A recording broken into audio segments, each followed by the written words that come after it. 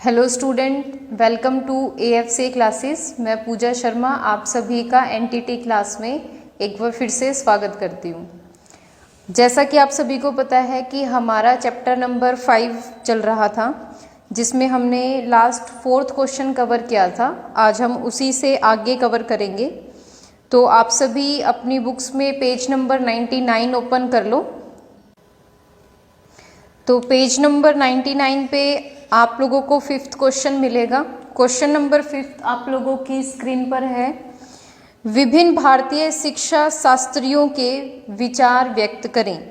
Explain the idea of Indian educational. तो सबसे पहला हमारा जो शिक्षा शास्त्री था उसके बारे में पढ़ेंगे, महर्षि अरविंदु। भारतीय शिक्षा दर्शन में महर्षि अरविंदु जी ने अध्यात्मवादी शिक्षा दर्शन को नवीन रूप दिया था। अरविंदु जी के समाज दर्शन में दिव्य शक्ति का बोध तथा परम चेतना की प्राप्ति के दर्शन होते हैं। अब देखो, इसमें जो हमारा क्वेश्चन है आप लोगों का खाली ये कवर होगा कि उस समय पे जो शिक्षा शास्त्री थे उनके शिक्षा को लेके क्या कुछ विचारधारा थी। तो देखो, उनका विचार था कि कोई भी स्कूली या विश्वविद्यालय में दी जाने वाली शिक्षा राष्ट्रीय मस्तिष्क, आत्मचरित्र एवं राष्ट्रीयता के गुणों से संचित, पतित और क्षीण होने वाली है। हमारे देश के अनुकूल शिक्षा भारतीय आत्मा, आवश्यकता एवं संस्कृति के अनुरूप होनी चाहिए। अब देखते हैं कि इनकी शिक्षा के उद्देश्य क्या कुछ थे। अगर हम बात करें इनके सिद्धांतों की, तो कहा गया है कि बालकों की रुचि के अनुसार उनको शिक्षा दी जानी चाहिए। प्रेम तथा सहानुभूति का इस्तेमाल किया जाना चाहिए। बालक का शिक्षा के उपरांत पूर्ण सहयोग होना चाहिए। कार्य तथा अनुभव के द्वारा उनको हर तरह की शिक्षा का ज्ञान दिया जाना चाहिए। तो इस तरह के कुछ विचारधारा थी स्वामी अरविंदु की। इसके बाद देखो, दूसरा हम समाजशास्त्री पढ़ेंगे, शिक्षा शास्त्री सॉरी।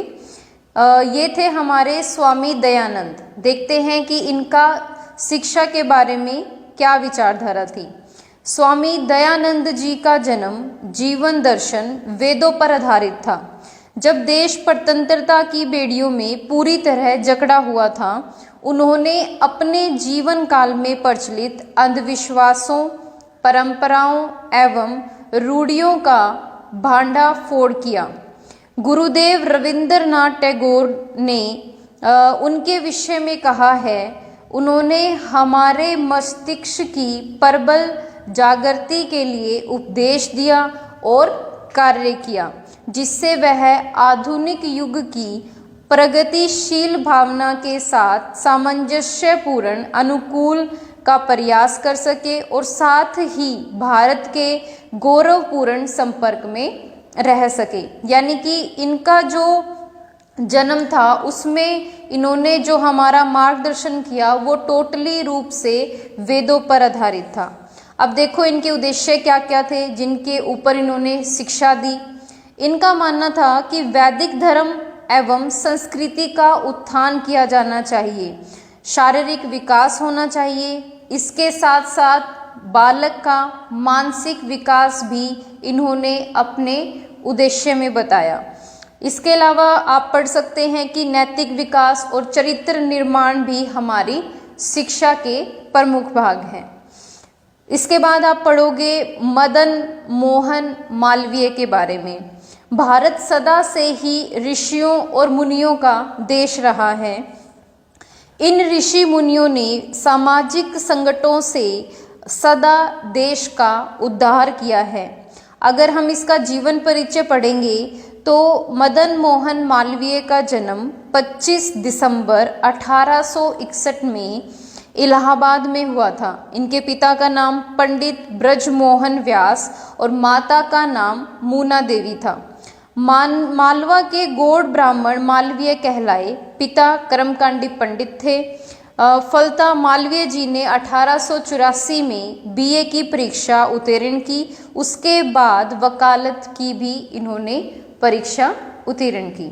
देखते हैं कि शिक्षा को लेकर इनके क्या सिद्धांत थे। इनका मानना था कि धार्मिक और आध्यात्मिक विकास किया जाना चाहिए, जीविकोपार्जन का उद्देश्य, आनंद प्राप्ति का उद्देश्य होना चाहिए और मोक्ष प्राप्ति का। तो इस तरह से हमारे कुछ शिक्षा शास्त्री हुए जिन्होंने शिक्षा को लेकर अपने अलग अलग विचार हमारे सामने प्रस्तुत किए। ठीक है स्टूडेंट्स, नेक्स्ट क्वेश्चन देखते हैं। क्वेश्चन नंबर 6 आप लोगों की स्क्रीन पर है। भारत में उच्च शिक्षा की क्या समस्याएं हैं, इनके समाधान हेतु क्या कुछ सुझाव दिए जा सकते हैं। अब देखो आंसर देखते हैं कि शिक्षा को लेकर क्या मुख्य समस्याएं रहीं। हमारे अलग अलग प्रोफेसर थे, उनका कहना था कि विश्वविद्यालयों में जो शिक्षा दी जाती हैं यह व्यक्ति को व्यवहारिक शिक्षा प्रदान नहीं करती। कहा जाता है कि विद्यालयों से पढ़कर निकलने वाले विद्यार्थियों को शारीरिक श्रम तथा ग्रामीण जीवन के प्रति अरुचि हो जाती है। इस प्रकार विश्वविद्यालय का एक ऐसा अभिकरण बन गया है जो गांव के योग्य और होनहार लोगों को शहर में खींच लाते हैं, लेकिन इस तरह गांव की हानि होती है। गांव के छोटे से समाज में नेता बनने की बजाय ज़्यादातर उन्हें असहजता बन जाती है। तो कहने का स्पष्ट भाव यही है कि कुछ प्रोफेसरों का मानना था कि जो शिक्षा विश्वविद्यालयों में दी जाती है उससे जो भी विद्यार्थी है वो अपने समाज से, अपने गांव से कटने लग जाता है। अब इसका विस्तार में समस्या अगर हम समझें तो आपको पूरा डाटा दे रखा है सन 1971 से लेके 91 तक कि कितने प्रतिशत विद्यालयों की संख्या और विश्वविद्यालयों की संख्या। तो इसको आप अपने बेस पे रीड कर सकते हो। अगर हम मुख्य समस्याओं की बात करें तो शिक्षा के माध्यम की समस्या को प्रमुख रूप से देखा गया है। जैसे कि स्वतंत्रता प्राप्ति के पश्चात भारत में अनेक विश्वविद्यालयों में शिक्षा का माध्यम अंग्रेजी कर दिया गया। अब गांधी के अनुसार विदेशी माध्यम ने राष्ट्र की शक्ति को क्षीण कर दिया है। उसने व्यक्तियों की आय को कम कर दिया, उनसे उन्हें जनसाधारण से अलग कर दिया है। तो इस तरह की जो शिक्षा का माध्यम है उसको भी मुख्य समस्या के रूप में देखा गया है। उसके बाद आता है उद्देश्यहीनता की समस्या कि जो हम शिक्षा प्राप्ति कर रहे हैं, हम जिस भी तरह की शिक्षा ग्रहण कर रहे हैं उसके पीछे बालकों को उनका उद्देश्य ही नहीं पता। तो ये भी मुख्य समस्या शिक्षा को लेकर देखने में आई। उसके बाद कहते हैं शिक्षा में विशिष्टीकरण की समस्या। अब भारतवर्ष में अनेक ऐसे विश्वविद्यालय हैं उनमें शिक्षा में विभिन्न विषयों को विशिष्टीकरण पर जोर दिया जाता है। फलस्वरूप किसी विषय में दक्षता प्राप्त करने के पश्चात छात्रों का दृष्टिकोण अत्यंत संकीर्ण बन जाता है। तो ये भी एक मुख्य समस्या है जो देखी गई। अब इस समस्या का समाधान क्या हो सकता है देखते हैं। शिक्षा के माध्यम की समस्या का समाधान करने के लिए पाठ्यक्रम का चयन विद्यार्थियों को अभिरुचि के अनुसार दिया जाए कि वो क्या पढ़ना चाहते हैं, क्या बनना चाहते हैं, उसके अकॉर्डिंग उन्हें सब्जेक्ट चूज करने की फ्रीडम दी जाए। सेकंड, इस समस्या के समाधान के लिए अंग्रेजी को उच्च शिक्षा का माध्यम ना बनाया जाए। ठीक है, तो इस तरह से कुछ समस्याएं हैं जिनका समाधान किया जा सकता है। जैसे कि शिक्षाओं की व्यवस्था की जानी चाहिए, पाठ्यक्रम को व्यवहारिक बनाया जाना चाहिए। तो इस तरह से समाधान इसमें दिए गए हैं। आप इसको आराम से पढ़ सकते हो और इजीली आपको समझ भी आ जाएंगे।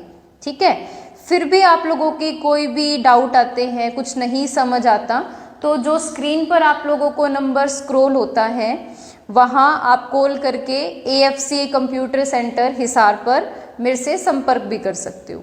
ठीक है स्टूडेंट, देखो नेक्स्ट क्वेश्चन नंबर 7 आप लोगों की स्क्रीन पर है। शिक्षा में सामान्य कार्य क्या है, इसकी विवेचना कीजिए। तो सामान्य कार्य क्या हो सकता है, जैसे कि जन्मजात शक्तियों का विकास, अगर हम शुरू से ही हमारी जो सामाजिक शिक्षा है उसका विकास कर सकें। उसके बाद हम पढ़ेंगे भावी जीवन की तैयारी, अगर हमें करनी है तो उसके लिए शिक्षा बहुत ही सामान्य रोल प्ले करती है। मूल प्रवृत्तियों का प्रशिक्षण, बालक का शारीरिक विकास मूल प्रवृत्तियों के गतिशील होने पर होता है। इन मूल प्रवृत्तियों से जिज्ञासा, आत्मदर्शन और सामूहिक जीवन जैसी सहज रूप क्रियाओं के स्तर का विकास होता है। इसके बाद भावी जीवन की तैयारी करना, ये डबल प्रिंट है तो आप इसको एक ही बार पढ़ लेना। फिर हम पढ़ेंगे सांस्कृतिक वंश क्रम का निर्वाह, जैसे कि हमारे जो रीति रिवाज हैं, लोक साहित्य, संगीत हैं, सामाजिक परंपराएं हैं, ये सभी चीज़ शिक्षा के कारण ही समाज की गतिशीलता में बहते हुए सुरक्षित रहती है। इसके बाद हम पढ़ेंगे राष्ट्रीय सुरक्षा की भावना का विकास, कि अगर हम शिक्षा ग्रहण करते हैं तो वहीं से हमें राष्ट्रीय जो सुरक्षा है, हमारे देश की रक्षा करना, इस तरह की भावनाएं हमारे अंदर शिक्षा के थ्रू आती है। उसके बाद समाज सुधार व समाज का विकास, अगर हम एक अच्छी शिक्षा ग्रहण करते हैं तो समाज का सुधार करना, उसका विकास करना, ये सभी जो थॉट्स हैं हमें शिक्षा के द्वारा प्राप्त होते हैं। ठीक है, इसके बाद देखो नेक्स्ट क्वेश्चन देखेंगे। क्वेश्चन नंबर 8 आप लोगों की स्क्रीन पर है। शिक्षा के सामान्य एवं मुख्य उद्देश्यों का वर्णन करें। तो देखो क्या कुछ उद्देश्य हो सकते हैं।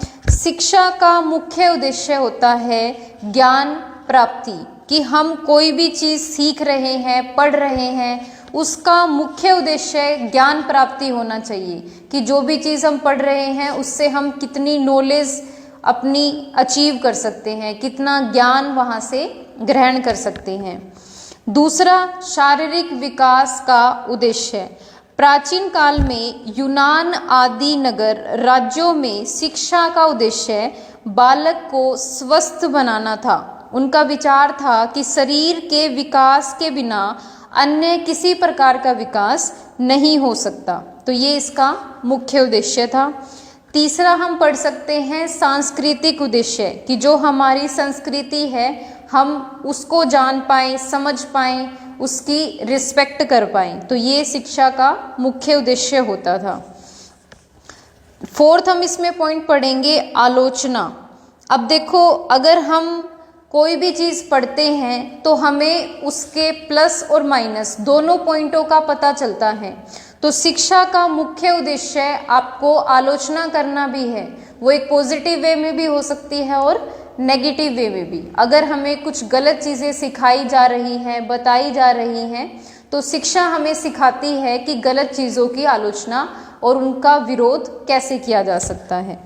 ठीक है, इसके बाद हम पढ़ेंगे समायोजन का उद्देश्य। कुछ शिक्षा शास्त्रियों के अनुसार शिक्षा का उद्देश्य समायोजन की कुशलता की अभिवृद्धि है। यदि शिक्षा बालक को अपनी परिस्थितियों के अनुकूल समायोजित करने में असफल रहती है तो वह अपने उद्देश्य में भी असफल रहती है। ठीक है, इसके बाद हम पढ़ेंगे नागरिकता का उद्देश्य। आज विश्व में शांति प्रणाली में परिवर्तन आया है। राज्य सत्ता के स्थान पर जनसत्ता का अस्तित्व अच्छे नागरिकों के द्वारा होता है। अतः शिक्षा का उद्देश्य नागरिकता का प्रशिक्षण देना है। आज लोकतंत्र से हर व्यक्ति को उसके अधिकार व कर्तव्यों का ज्ञान होना आवश्यक है। तो ये सभी चीज़ें शिक्षा के बल पर ही पॉसिबल हुई है। इसके बाद हम पढ़ेंगे अवकाश के समय के उपयोग का उद्देश्य, कि अगर हम कोई भी कार्य कर रहे हैं, हमें उस कार्य में कुछ समय का अवकाश मिलता है, तो उस समय का हम सदुपयोग कैसे कर सकते हैं। जैसे कि देखा जाता है कि आवश्यक कामकाज के बाद व्यक्ति अवकाश में विश्राम करता है। अवकाश का उपयोग कई प्रकार से किया जा सकता है। शिक्षा का उद्देश्य अवकाश के समय को ठीक ठाक प्रकार से प्रयोग कई प्रकार से कैसे करें, वो सब हमें शिक्षा के द्वारा पता चलेगा। इसके बाद देखो आत्मबोध का उद्देश्य है। ये सभी पॉइंट है, आप इसको एक बार रीड आउट करोगे ना तो आपको चीज़ें काफ़ी अच्छे से समझ आएंगी कि शिक्षा का परम उद्देश्य कहाँ कहाँ पर और कैसे यूज़ किया जा सकता है। ठीक है स्टूडेंट्स, नेक्स्ट क्वेश्चन देखो, क्वेश्चन नंबर 9 आप लोगों की स्क्रीन पर है। शिक्षा समाज व्यवस्था का सर्वोच्च साधन है, व्याख्या कीजिए। तो देखो अगर हम बात करें शिक्षा समाज व्यवस्था का निर्माण करने के लिए महत्वपूर्ण भूमिका निभाती है, अलग तरह का ढांचा तैयार करती है। अगर हम कुछ वैज्ञानिकों का मत सुने तो मनुष्य समाज पर अपनी सुरक्षा, आराम, पालन पोषण तथा अन्य महत्वपूर्ण अवस्थाओं या सेवाओं के लिए निर्भर है। देखते हैं कि इसका अध्ययन कैसे कर सकते हैं। सबसे पहले आता है शिक्षा एवं समाज व्यवस्था। इसमें आप पढ़ोगे कि सांस्कृतिक वंशक्रम क्या होता है, मानव विकास कैसे कर सकते हैं, शिक्षा समाज की प्रवृत्तियों का केंद्र है। इसके अलावा समाज व्यवस्था और राज्य का आपस में क्या संबंध है। तो सबसे पहले आता है भारतीय समाज एवं शिक्षा। तो भारतीय समाज या भारतीय प्रकृति में अगर हमें समाज और शिक्षा को समझना है तो सबसे पहला पॉइंट हम पढ़ेंगे नवीन आदर्शों की स्थापना। शिक्षा का कार्य नवीन समाज के निर्माण के लिए नई व्यवस्था करना है, इसलिए नवीन आदर्शों की स्थापना भी आवश्यक है। जिज्ञासा की उत्पत्ति में रुचि, मनोवृत्ति, मूल्य तथा कुशलता का उचित विकास होता है। इसके बाद आप लोग पढ़ सकते हो भौतिक, सामाजिक तथा आध्यात्मिक मूल्य। अब देखो इसमें जो मुख्य रहेगा उसमें हम पढ़ेंगे केंद्रीय तथा राज्य सरकारों को विश्वविद्यालयों उपर्युक्त सिफारिशों का पालन करना चाहिए। विभिन्न धर्मों का तुलनात्मक अध्ययन विश्वविद्यालयों में कराया जाना चाहिए। थर्ड पॉइंट आता है समाज की मानव शक्ति का उपयोग। तो देखो 7 वर्ष तक के समय की सामान्य शिक्षा निशुल्क अनिवार्य हो तथा जहाँ तक संभव हो इसका विकास 8वीं तक हो जाए। दूसरा मुख्य पॉइंट आता है कुशल व्यक्तियों के निर्माण को शिक्षा सहायक हो। तीसरा हम पढ़ेंगे योग्य व्यक्तियों को विकास का उचित अवसर मिले। इसके बाद जन अशिक्षा को दूर करने के लिए प्रौढ़ शिक्षा की व्यवस्था होनी चाहिए। ठीक है स्टूडेंट, ये था हमारा क्वेश्चन नंबर 9। आज के लिए हम इतना ही करेंगे। आशा करती हूँ आप सभी को आज का लेक्चर समझ आया होगा। फिर भी अगर किसी स्टूडेंट का किसी भी तरह का कोई डाउट है तो आप लोगों से अनुरोध है कि आप AFCA कंप्यूटर सेंटर हिसार पर, मैं पूजा शर्मा, ये नंबर मेरा स्क्रीन पर स्क्रॉल हो रहा है, आप मुझसे संपर्क कर सकते हैं। आगे का लेक्चर नेक्स्ट टाइम करेंगे। तब तक के लिए आप अपनी स्टडी कंटिन्यूअस रखें, चैनल को लाइक और सब्सक्राइब करें। Thank you.